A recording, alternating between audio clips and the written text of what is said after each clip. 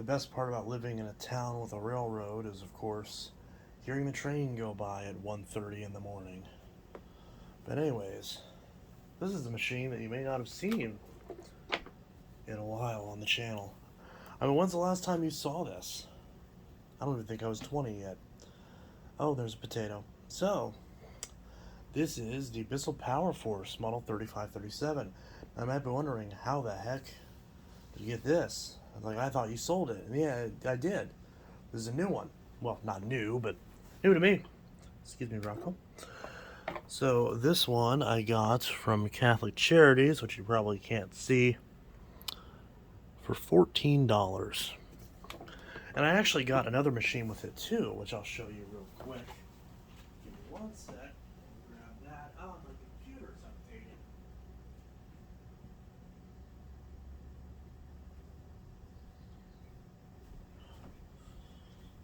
I was in the middle of doing work on my computer, and my computer started to update. But yes, I also picked up this at the same time for $1 less, $13. This heavy, bulky piece of crap, although it actually is in great shape, to be fair.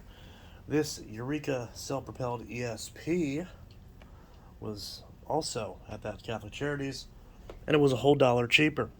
Now, this I know for a fact is not going to stay in the collection. In fact, it's for sale. I haven't even tried it yet, but I know for a fact I'm not going to like it because I don't like self-propels. So regardless of what it ends up like, whenever I eventually do a video on this, it will be for sale. Because I don't like self-propels, which sucks because I really do love the color scheme on it. But that's not the point of this video. The point of this video is the Bissell PowerForce 3537. But yes, again, the CSP is for sale. So if someone wants it, it'll be available. And it's in great shape too. Ever so slightly out of frame and focus on this. So take a look at it and see. Now, as far as the back, we do have a combo tool which isn't on properly. We've got a hose,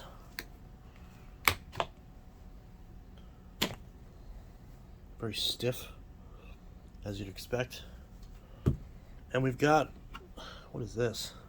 So we do have an extension wand, but no crevice tool. So we've got that. But for some reason we have a random end of the hose. So, yeah, it's strange. Which does make me wonder. The fact that this is removable makes me wonder, because I actually don't like having this on here. So that makes me wonder if I could take like a PowerForce Helix hose and remove that end piece. The problem is that I would want this on the stretch hose variant, like from the Big Green. Oh, and of course this part is also not on all the way, so someone's done something with that. But the screw is still there at least. So that'll need redone. Yes, this one doesn't have the stretch hose. So if we grab the Big Green, Big Green has this. So I wonder if there's a way to replace this, to remove this piece, because I'm kind of sick of this built-in hose wand at this point, but I do still like these. So if there's a way I could change that, which I'll probably look into, then I'll actually might need to drive one of these again. But yeah, not this one, but probably my sanitaire. But still, this is nice to have in the collection, especially because now that I just recently got the 3525, I now have both versions of the newer 12 amp style. This one's kind of washed out from this light right here. Turn it down a bit. There we go. Just turn that off. Should be fine. But yeah, so 12 amp logo on both of these, the different PowerForce logo. Both versions. So this one, the 3525, is obviously the better version because it has the headlight and the back check indicator, but otherwise it's identical. And this one is made in Korea, this one's made in China. So this one's 2007, this one's 2008. So yeah, there is a difference there. And also this one has an extra hose piece for some reason. Just kick that out of the way. Yeah, so if we look at this one, that's what that looks like, made in Korea. And also, I believe this one would have come with a black crevice tool, I believe, a black crevice tool. I don't believe it came with the tan one, but I could be wrong. I don't remember, honestly. This one is 3537. 193rd day of 2008. Alright. Take a look at the brush roll. Oh my, oh gross. Oh, gross. Does that have a belt? Oh wow, it still has a belt. A lot of these screws are in bad shape, but should hopefully be okay. Nothing's broken right here. Hydraulic wheels look good. So I might just need a service, honestly. Might not even. Maybe it's clogged. I don't know. Check the bag. Oh, genuine Bissell bag. Okay, but very dirty on the inside. This is all going to need washed. Post motor filter. Oh, does not want to come off. Ow! Just broke my fingernails. Yeah, so that popped off. There's... Oh, that's a bad sign. There's coarse debris coming out of the motor. Oh no, that's a bad sign. A little scared to turn this on now.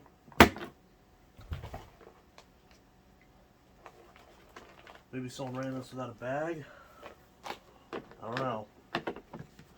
I'm not sure if that Mighty Mite is still plugged in. I might have unplugged it. But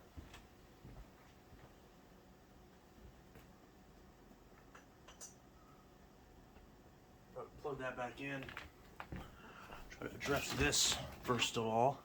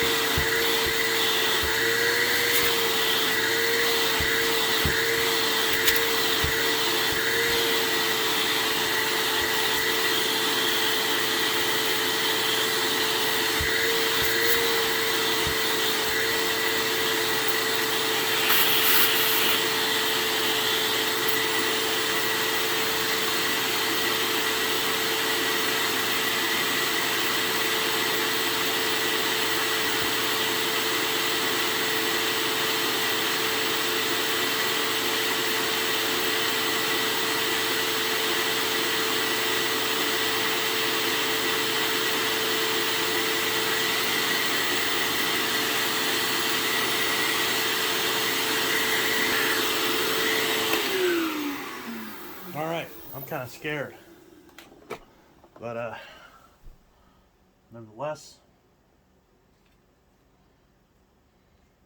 all this horse debris in here, there's no two ways about it. This thing's gonna need a total rebuild. One of the worst I've seen in ages. Question is, does it run?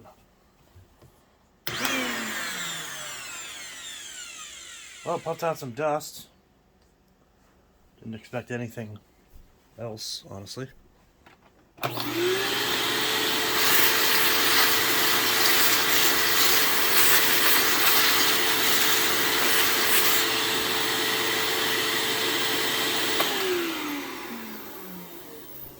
Alright, try it again.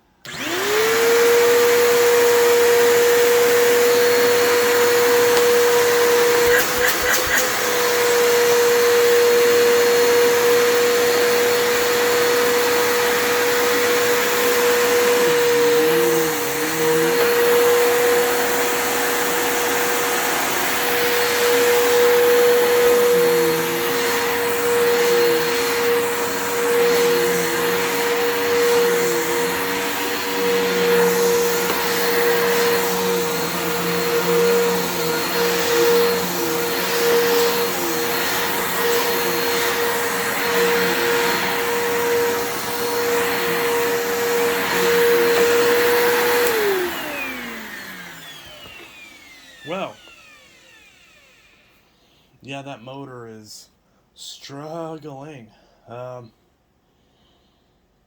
of reminds me of, like, it sounds like it's going out. Like, it's definitely, it's not loud. Like, it's quiet. It's quieter than these usually are, in the sense that I can tell the armature and the carbons are really fucking struggling. So this thing is just not doing great. Yeah.